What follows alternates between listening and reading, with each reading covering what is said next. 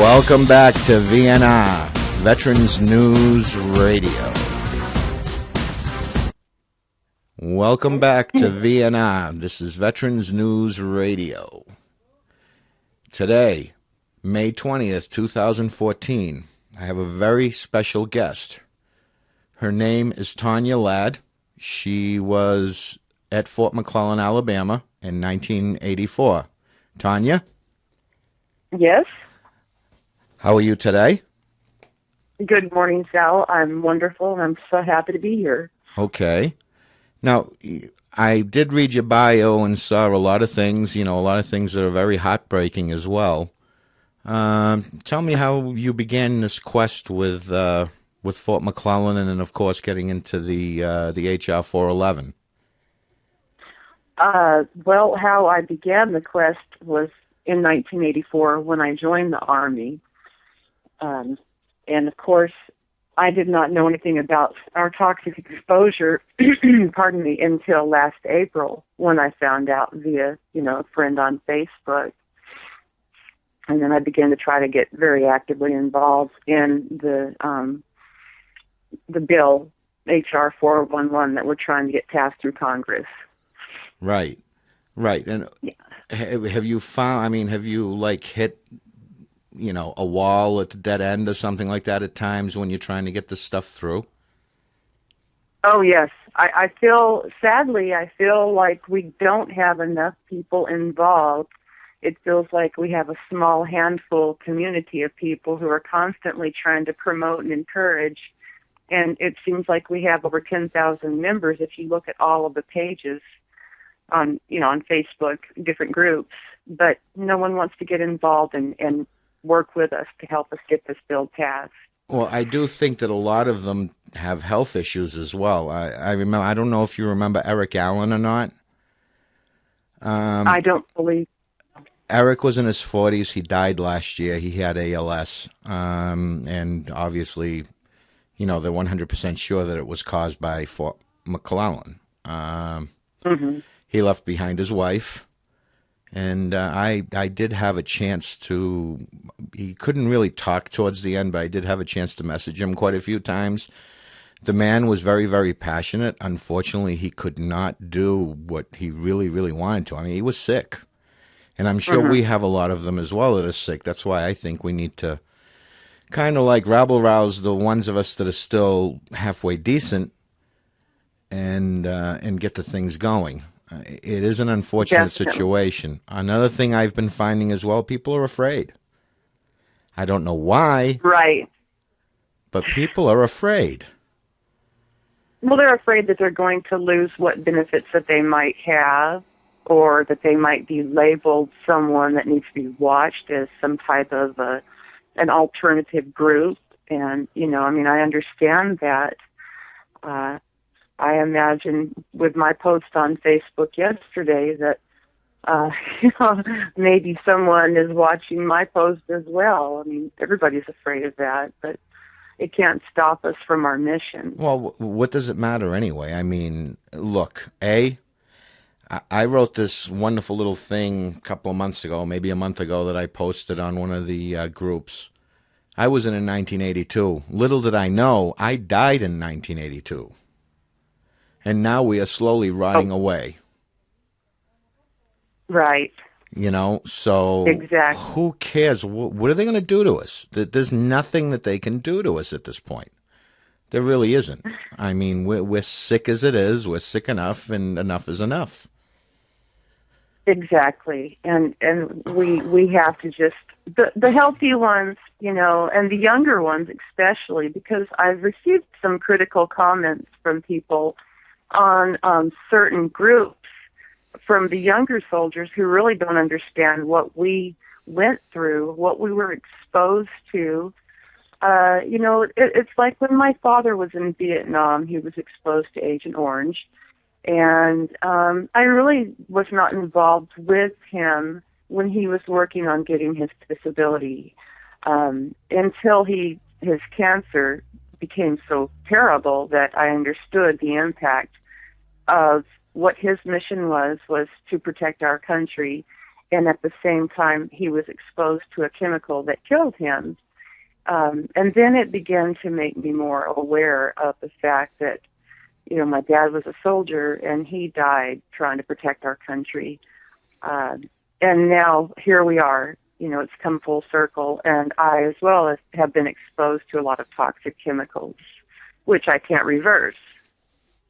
No, none of us can. Well, I don't even think it's just the toxic chemicals. We have to remember there was radiation there as well. Exactly, yes. The ionizing type. Yes. And then, of course, what were they using in those air guns when they were shooting us in each, arm?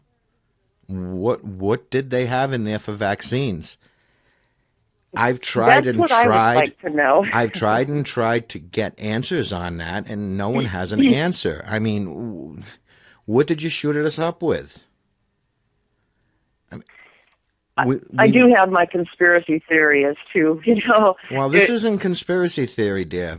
As far as I'm concerned, we have an organization that's called DARPA. I don't know if you ever heard of DARPA or not, but it's Defense Advanced Research Program Administration or agency that works within the Pentagon.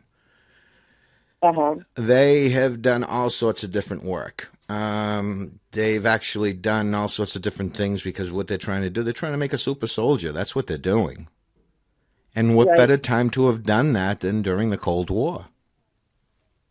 Exactly. And I think you're right on target with that. And I've wondered the same thing. And like I had posted in my bio, after I got out of active duty and joined the Guard, I can remember being called up late in the evening, bring all your gear, come and sit on the flight line. We're not telling you where you're going, but, oh, by the way, here's a shot of anthrax.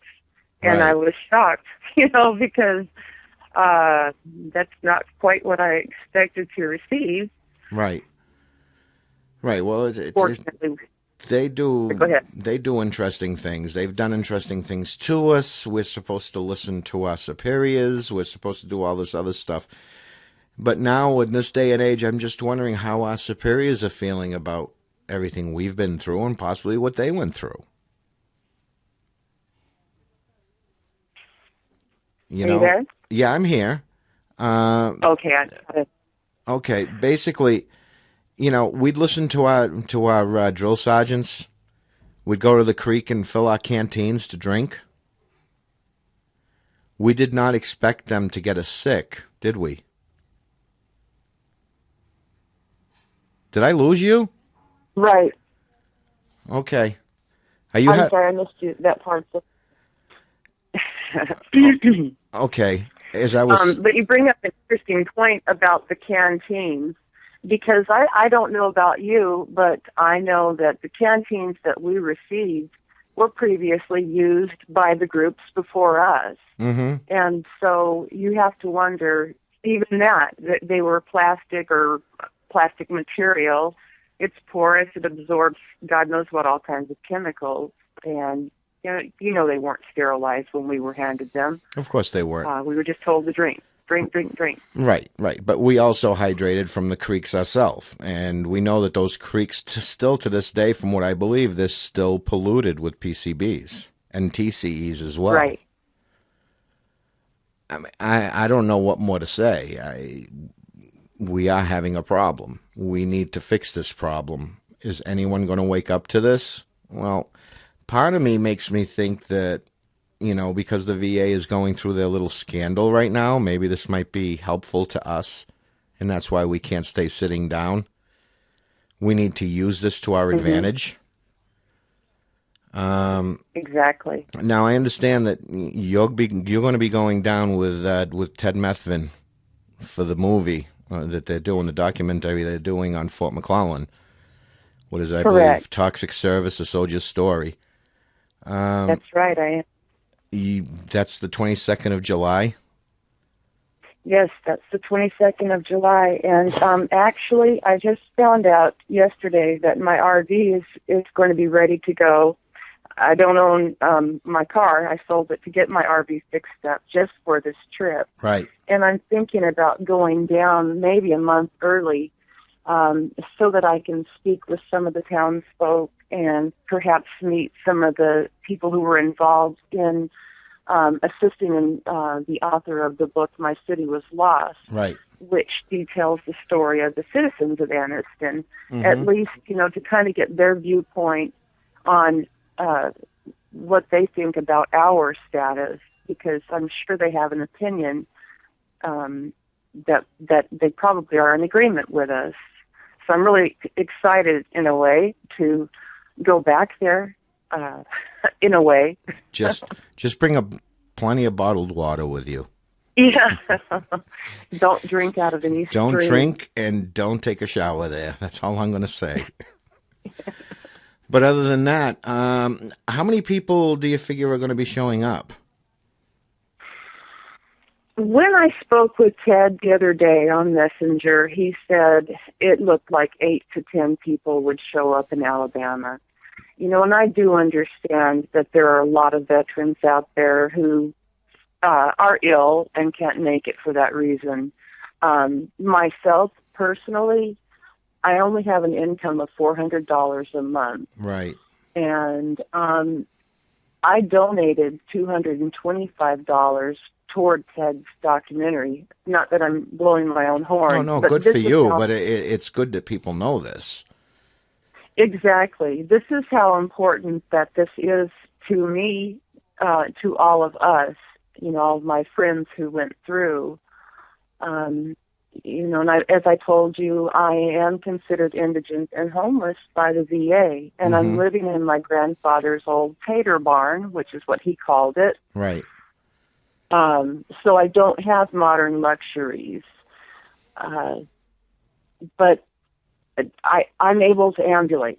And as I always said before on our group, if you're able to ambulate, communicate. If you can't ambulate, at least communicate. Share our story. Right. Right. And I've been going along the same way, telling everyone the same thing too. I mean, just get out there and, make those flyers, do whatever you have to do. Let the people know what's going on, especially now with the VA scandal. Like I said earlier, people are going to start listening and paying attention to that. I believe so as well, and I think you might have seen the brochure that I made up. It's on Mike Wilson's group page. Whenever I go to the VA, I print out about 50, and I just leave them everywhere in the VA. And I talk to veterans while I'm waiting for my doctor's appointment, and I give them those brochures. Right. And I tell anyone who will listen that, this is what has happened. Ironically enough, I've noticed I don't seem to have any of my local or close friends on my Facebook group anymore, because it's all my veteran friends whom I've never met. Right. So, well, that's basically the same thing with me. I have very few friends. I do have one very, very close to me who's from Rhode Island. He's in his 30s, younger guy. He lost his gallbladder at 28. He's going through hell, period. I mean, he's very, very bad. I know him personally, but other than that, everybody else, not really. I haven't even been able to find anyone that I was there with.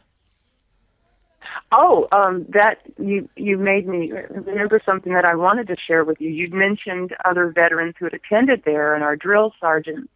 I happen to have found one of my former drill sergeants on Facebook, and I asked them directly, this question. I said, do you really think that we were exposed to all these, these chemicals and these poisons and the radiation?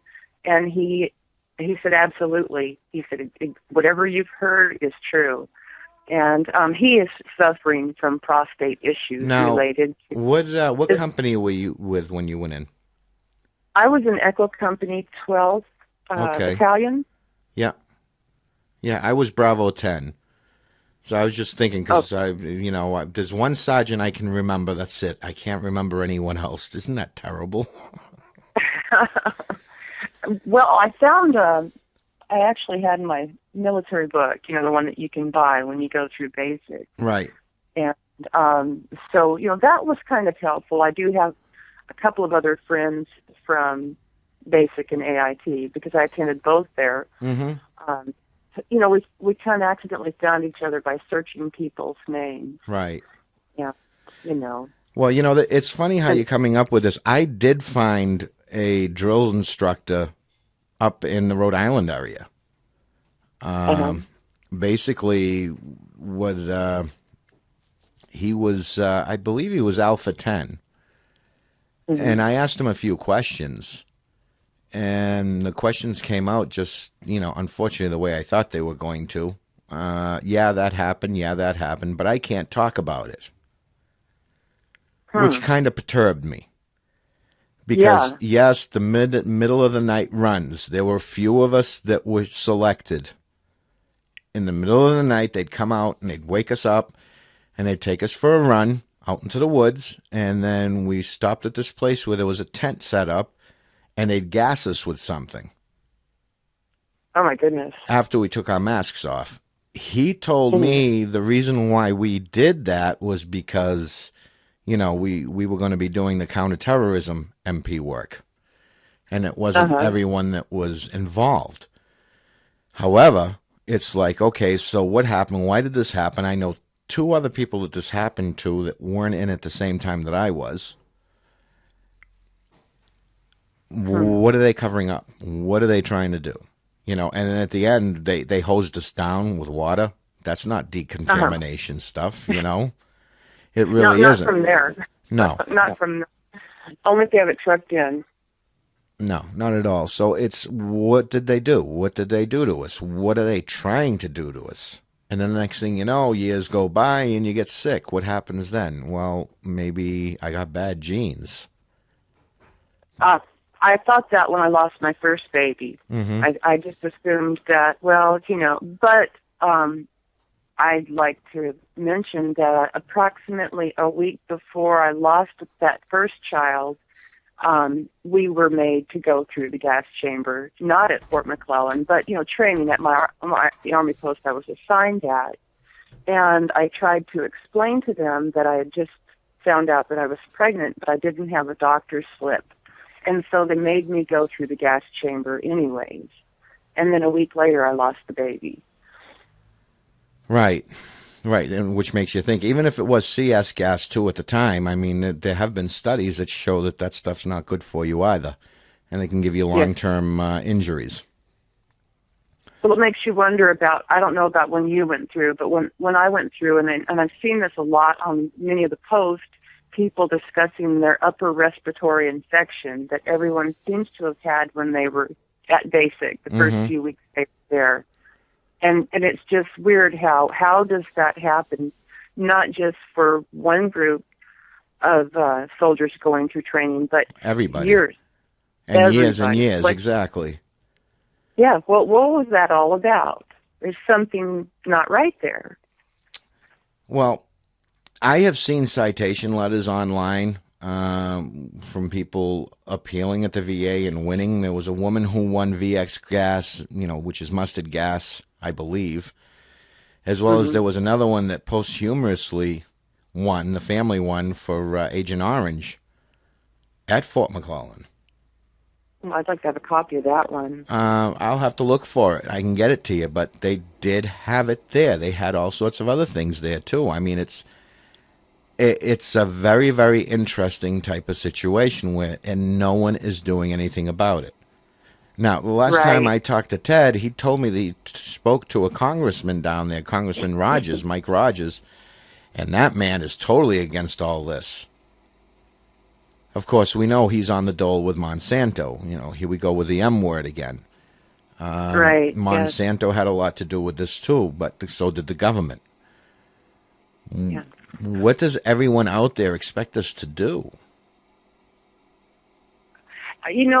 It's weird, and I wondered the same thing. One of our congressmen, he's a state representative currently, and he's running for governor, I believe. Right. And he was an Afghanistan soldier, veteran, and so he's always posting, how I'm a soldier and I fought for our country.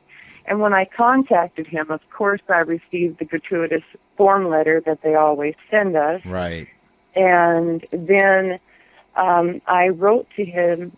His secretary called me, and she said, well, how can we help you with your disability claim? And I said, I'm not asking you to help me with my claim. I'm asking this individual to get behind this bill and co-sponsor it because he is a veteran. He should understand. And she told me point blank, this bill has been going through Congress since 2000 or in the House. Yeah. It's not going to pass now, and it never will. So if you're writing on your claim thinking you're going to get disability for exposure, you're not going to get it. Mm-hmm. And, I sent him several emails, and I said, I don't care to speak with your secretary. I'd like to invite you to come down to the VA hospital and visit with the soldiers with me, because what I'm hearing is a different story. And, his premise is that it's all about affordability. We need to take care of our troops, but we have to watch our budget as well. And what it sounds to me like is we need to take care of our current veterans from the current occupation, which I 100% agree with. But he refuses to acknowledge the fact that there were many of us who served at peacetime who are also veterans that should be acknowledged and taken care of as well. Well, actually, let me correct you on that. We weren't peacetime, by the way. We were Cold War. That is correct. That's true. I forgot about that. We were Cold War. I mean, whether they like it or not, that's how it was. We actually did a lot more stuff than, most others did. Exactly. That is correct. But they don't look at it that way. They don't even think of it as that. A large portion of people don't think, that we were out there doing anything other than waiting around. Right. Well, I guess we were waiting around to get sicker. I guess so. I don't know. I have no idea. But anyway, yes, we joined then because it was peacetime, so we didn't have to worry about going to war. That was interesting. Right. Of course, we always had to hear that, Russia had their nukes pointed at us and everything else, and of course we were going to do something about it, but people just don't want to remember that. They just want to, deny, and that's it. But anyway, in conclusion, Tonia, I know you have a few concerns. I know you're actually working on a project right now. My toxic women pinups. Yes. That's very interesting. I'll take 10.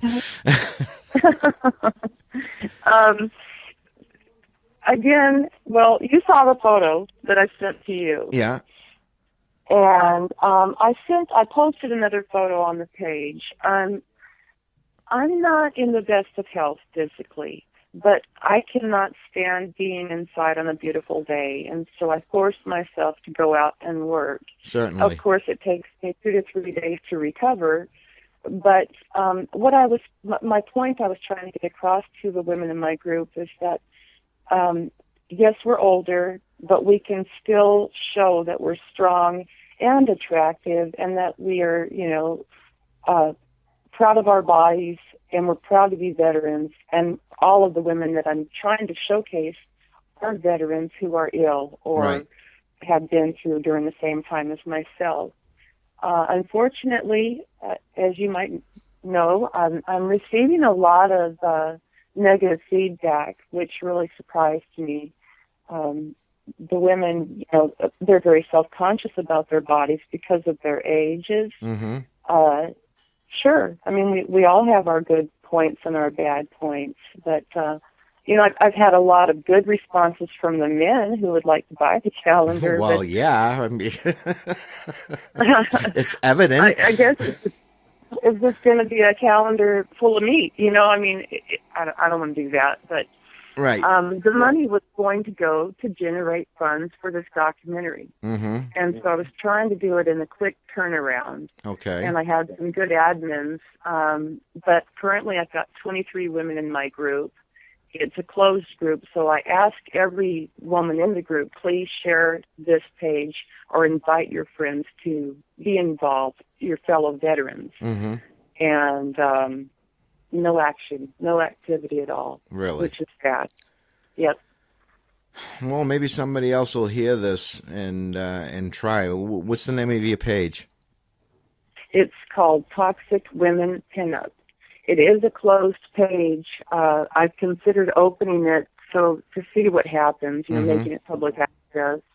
My fear, the reason I kept it closed, is I wanted to keep the women feeling comfortable. Right. Well, other women can come on and they can ask you to join, actually. So, yeah, even if you do keep it closed, they can look for you on Facebook.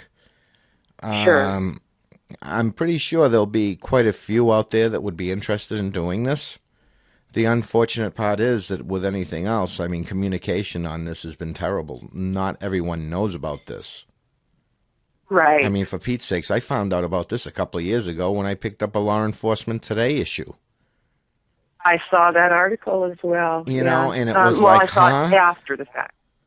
You know? Sorry, go ahead. And I thought, what? Really? Is this what it is? You know, it pisses me off, Tonya. It pisses me off to no avail. We've all had our aha moment. And, when we find that article or someone shares it, we've all had it. And that's what amazed me on the first group that I was a member of, which, the one that Mike was removed from, and Ted. It amazed me because there's over 4,000 members in that group. Right. And they would come on and express, oh my goodness, I'm sick with this, I'm sick with that. And then you would never hear from them again. Certainly. Because it was like the rats leaving the ship. Mm-hmm. They got the information, the file information, and they ran to file their claim with the VA, and they're taking care of number one, and they're forgetting about their fellow battle buddies. Right. They left them behind. That's very unfortunate. I know myself, I think I told you yesterday, I've been working with other groups as well. I'm not doing this because I'm from Fort McClellan or because I'm sick and because I may have children that also have an issue. But hell, I'm doing this for everybody. I mean, it's not just us. It's not just Fort McClellan. I've had people from Lejeune on. I had that gentleman, Steve House. He's actually going to be probably coming on tonight or tomorrow. I'm not sure. He's the first one who set precedents and won an Agent Orange case of being outside of Vietnam. Is he I think I have his file here. He's the one from Fort McClellan. No, he's not from Fort McClellan. He was at Camp Carroll. He was in Korea, and he buried a lot of the stuff. And, of course, he came clean with it all and everything else. In fact, he won. He did win. So we do have a good chance here. We just have to keep on hitting it and hitting it and hitting it. Right.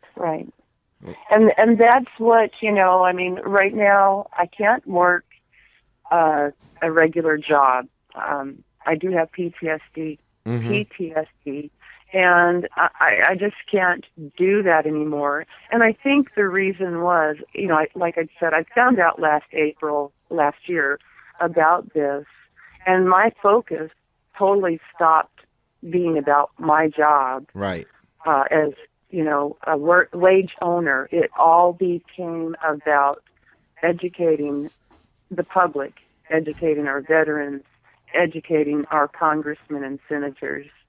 And once I get, hopefully I'll get some more disability, but I'm going to continue to do this walk until, we've gotten something tangible that we can actually work with. Certainly. And the acknowledgement that we deserve. But right now, it all comes down to money. They don't want to acknowledge us because of the large number of people who were exposed, and not just at Fort McClellan, like you said.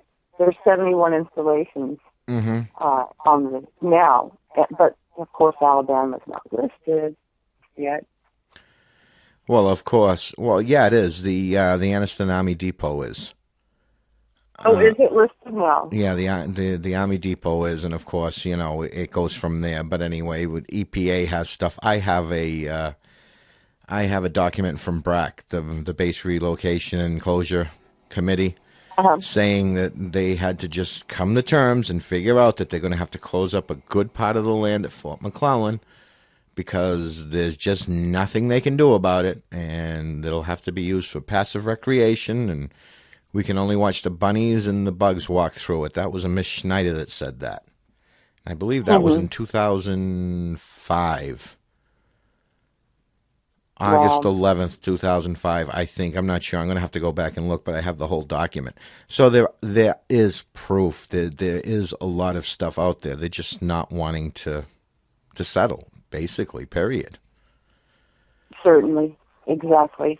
Well, and I think your point that you made earlier is a very good point. Now is the time for us to be actively involved in this because of all the issues surrounding the VA. Mm-hmm. When you go to the doctor and you try to explain to the doctor all of your health issues and how you can bring them all back around to a certain chemical exposure, the VA doctors, they don't even want to hear it. Right. They look at you like you're an alien. And I've now begun taking those brochures, and I've asked my doctors every time I see one, please read this and understand that this is real, this has happened, and you need to understand why my health is this way. Certainly. Okay, well, we're going to wrap it up now, Tonia, and I really appreciate you coming on. Hopefully, we'll be able to spread more of this word. That's all we can do is just talk. Don't shut up. People want to look at you like you have four heads. Well, look back at them cross-eyed. That's what I do. It snaps them right out of it.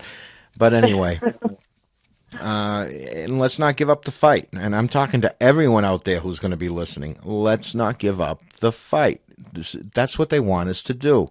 This is why they turn around and tell us, oh, we're not going to do this, or no, we're not going to do that, because they want you to quit and give up. I'm not a quitter. Lay down and die. You know? No, me neither. I'm not a quitter. I'm too mad right now. Yeah. To be... Well, if I'm going to lay down and die, I'm going to lay down and die on top of them. I'm sorry I'm saying that, but that's the way I feel. Sure. And well, I appreciate you having me on your show, and I look forward to visiting with you again sometime. Okay. And all I can say is support HR 411. Like you said, talk until everybody wants to tell you to shut up, and then talk louder. Yeah, and that's the way to be. That's the way you have to be. Let's not forget that. Exactly. You know, as our drill sergeants used to say, I can't hear you. Well, they can't hear you out there. Start yelling, everybody. Just start yelling. We got to get as many people down to Alabama as well. I wish I was there. I'm overseas right now because I'm doing a couple of assignments out here, and I got a couple of other things going too. But just because I would have been there. I would have been there holding the megaphone. I wouldn't have cared. But anyway, just everybody get out there. Just get out there. We need to flash mob the place. That's it. I mean, just run through the place and take it over. The hell with them all. In fact, I tried speaking to the mayor once, and they weren't even good enough to call me back. I mean, how dare they? You know, how dare you not call me back? Who the hell do you think you are? That pisses me off. You know, it really does. But anyway, that's life and that's the way it is. So I'm going to be signing off, and we'll be back soon, I guess, with the next day or two, and I'll be talking to you, Tonia. Thank you. All right, Sal. Thank you. You have a great day. All right. Bye. Bye-bye. All right, this is VNR. We're signing off.